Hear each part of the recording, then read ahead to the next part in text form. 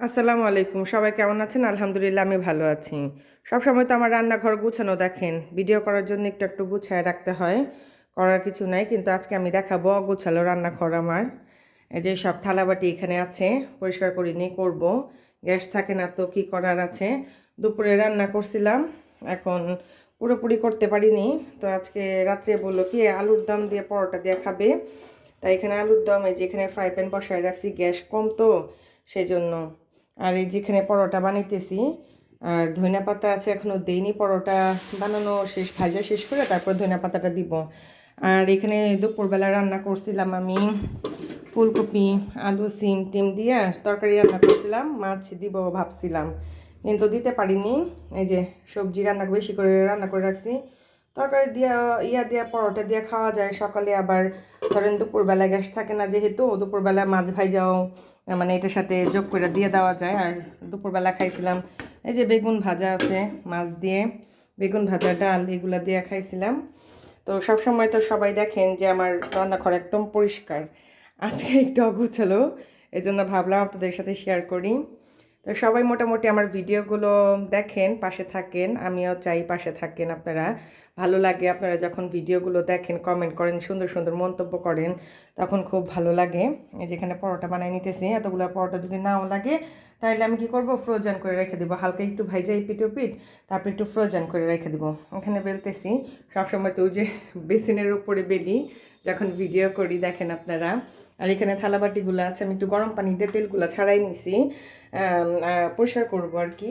আর এখানে আলুর দম হয়ে গেছে বললামই তো, যে পরোটা ভাজার পর তারপরে আর কি ধনেপাতা দিব, আছে ধনেপাতা ওইখানে রাখছি।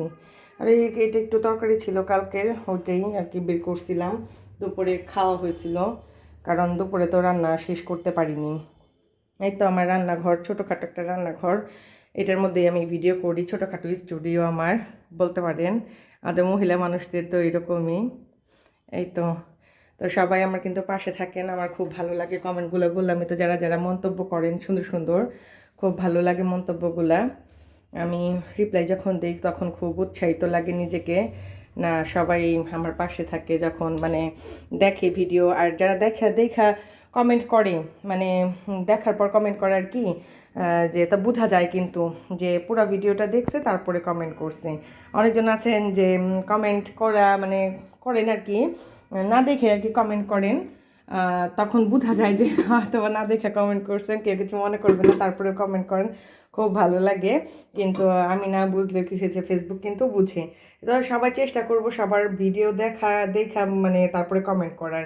একটা ভিডিও কিন্তু বানাতে কিন্তু খুব কষ্ট হয়, ভিডিও সব কাজের মাঝখানে ভিডিও করি, তারপরে এডিট করা লাগে, তারপরে আপনাদের পর্যন্ত পৌঁছানো লাগে।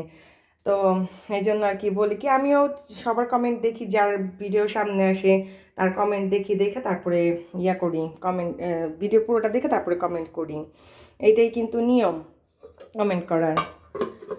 তো আর কি, যারা ভিডিও আমার দেখেন তারা তো জানেনি আমার গ্যাস থাকে না, আমি প্রায় ভিডিওতে বলি আমার গ্যাস থাকে না। তো কি আর করার আছে, এভাবেই চলতেছে। তাই একটু বেশি তরকারি রান্না করে রাখলাম যাতে কালকে দুপুরবেলা কোনো সমস্যা না হয়, যাতে আমি মাছ টাছ দিয়ে আর কি কোনো মতন চালাই দিতে পারি।